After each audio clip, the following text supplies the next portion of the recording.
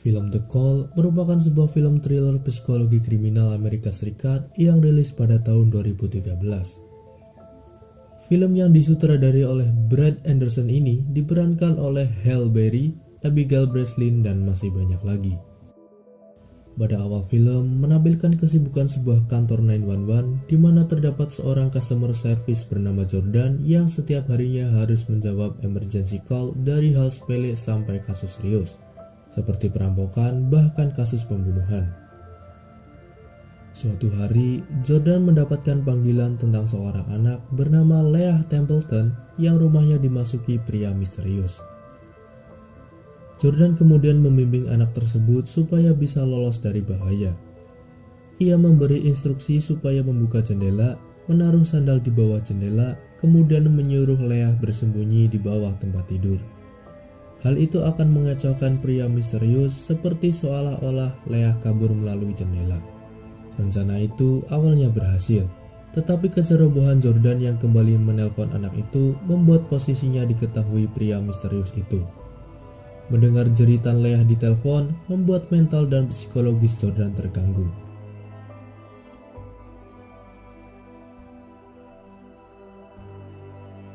Keesokan harinya, Jordan melihat kabar berita di televisi bahwa Leah Templeton tewas dan mayatnya diletakkan di pinggir jalan tol. Mengetahui hal itu membuat Jordan mundur dari jabatannya dan menjadi trainer bagi calon operator. 6 bulan berlalu, menampilkan seorang gadis bernama Casey Wilson dan temannya di sebuah mall yang sedang diawasi oleh seorang pria misterius. Saat berada di parkiran, Casey yang ditinggal temannya diculik dan diletakkan di bagasi mobil oleh pria misterius tersebut, kemudian dibawa ke suatu tempat. Scene kemudian berpindah menampilkan Jordan yang sedang melatih calon operator dan menjelaskan apa saja yang dilakukan oleh seorang operator.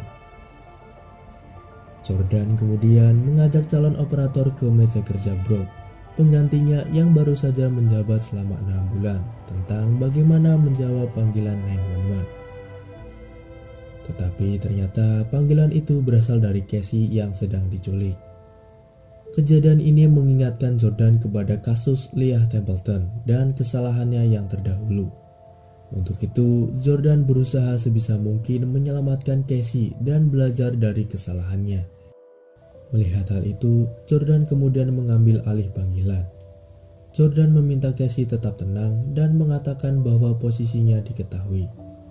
Jordan meminta Casey untuk bisa bekerja sama dengan mengikuti segala perintahnya supaya ia bisa segera ditemukan.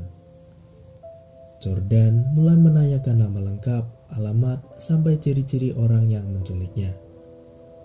Jordan meminta Casey melihat sekelilingnya dan berharap ada sesuatu yang bisa dimanfaatkan. Di dalam bagasi, Casey melihat cat tembok. Ia kemudian membuka salah satu lampu mobil dengan obeng, kemudian melambaikan tangan dengan tujuan supaya ada mobil patroli ataupun ada seseorang yang melihatnya dan menghubungi 911.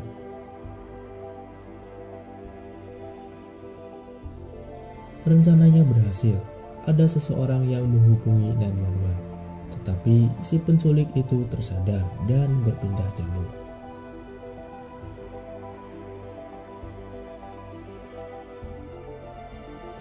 Jordan memiliki rencana kedua. Ia meminta Casey menambahkan cat melalui lubang lampu mobil. Lagi-lagi rencana itu berhasil. Seorang pria yang mengetahui ada cat tembok keluar dari bagasi mobil merasa curiga. Ia kemudian membuntutinya dan memergokinya. Saat mau menghubungi 911, pria itu dihajar oleh si penculik, dibunuh, dan mayatnya diletakkan di dalam bagasi bersama Casey. Si penculik kemudian menuju ke sebuah pom bensin, di mana lagi-lagi petugas pom tersebut tersadar bahwa ada korban penculikan di dalam mobil.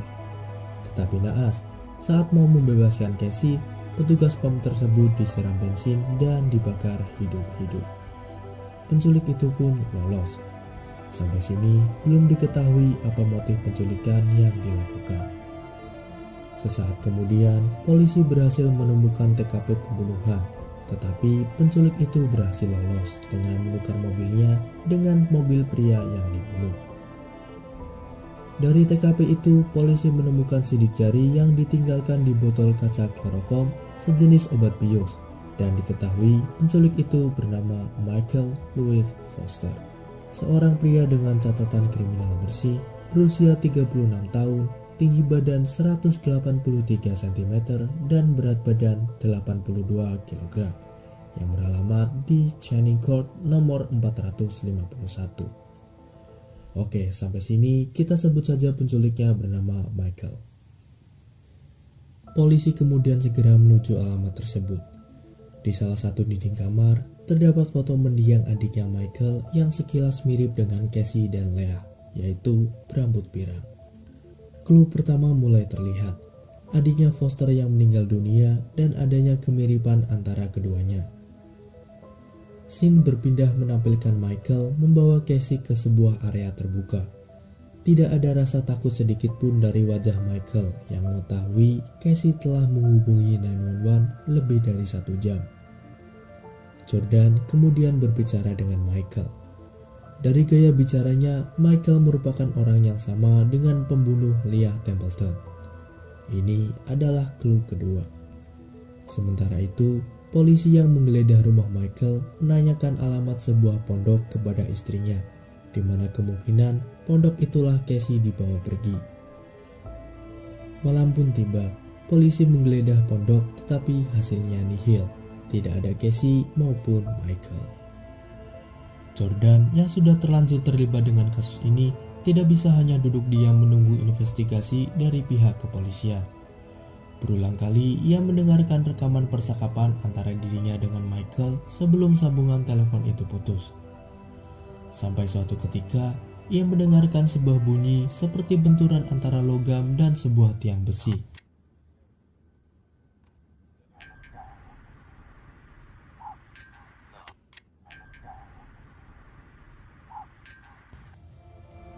Ini adalah clue ketiga. Jordan kemudian memutuskan untuk menuju ke TKP sebuah pondok milik keluarga Michael. Di sana, ia menemukan foto mendiang adiknya Michael terbaring di tempat tidur dengan keadaan rambutnya rontok. Ini adalah clue keempat. Jordan kemudian berniat pergi dari tempat itu, tetapi ia mendengar clue ketiga, yaitu bunyi benturan antara logam dan sebuah tiang besi.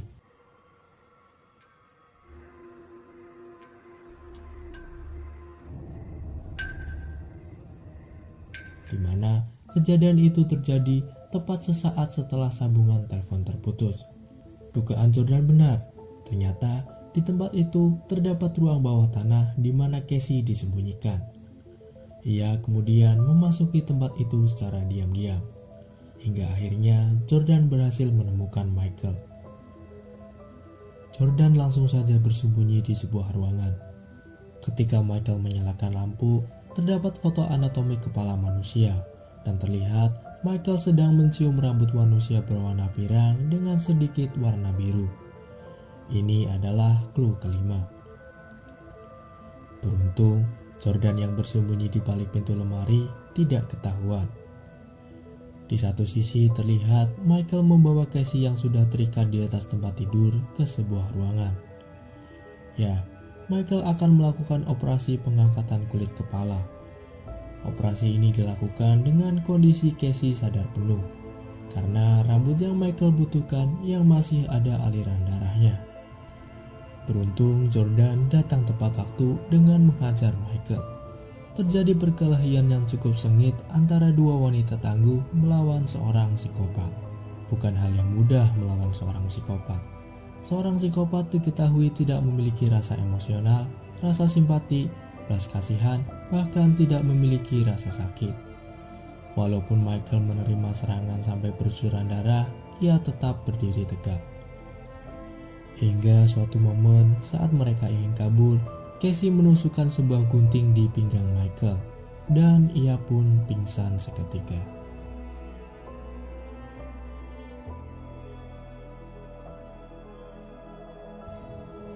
Michael kemudian diikat di sebuah kursi dengan kondisi terluka parah. Casey dan Jordan meninggalkannya dalam ruangan tersebut tanpa menghubungi polisi. Bisa dipastikan ia tewas karena kehabisan darah. Dan film pun berakhir. Oke, mari kita bahas detail menarik dalam film ini. Dari beberapa clue yang ditampilkan dalam film, dapat ditarik kesimpulan bahwa Michael Foster merupakan seorang psikopat yang semenjak kepergian adiknya karena penyakit kanker, ia terobsesi dengan rambut pirang wanita muda. Ia menginginkan rambut pirang dengan keadaan segar untuk mengenang adiknya dengan cara menculik dan mengkuliti rambutnya hidup-hidup yang dianggapnya mirip seperti mendiang adiknya. Dalam scene ini juga dapat dipastikan bahwa rambut yang ia pegang merupakan rambut dari Leah Templeton. Terlihat kemiripan antara foto rambut Leah di dalam berita dengan yang ia pegang, sama-sama memiliki aksen biru. Di dalam scene yang lain juga diperlihatkan ada beberapa rambut di dalam kulkas. Ini menandakan bahwa sebelum Leah Templeton dan Casey juga ada korban lain. Well, ini merupakan film yang sangat menegangkan untuk ditonton dan memiliki alur yang sangat baik. Aktor yang bermain di dalam film juga sangat berkarakter, seolah-olah membawa kita berada di dalam situasi tersebut. Terutama akting dari Halle Berry yang memerankan tokoh Jordan sangat memuaskan. Ketegangan dalam film ini juga sangat terasa kepada penonton. Karena hal itulah, Halle Berry berhasil masuk nominasi Best Actress dalam BAFTA Award dan kategori Choice Movie Actress in Drama dalam 10 Choice Award. Itulah film The Cult. Terima kasih sudah menonton dan sampai ketemu di video selanjutnya.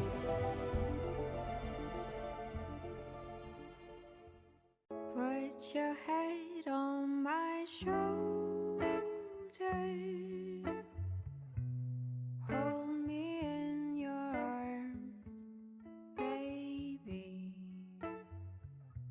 squeeze me oh so tight.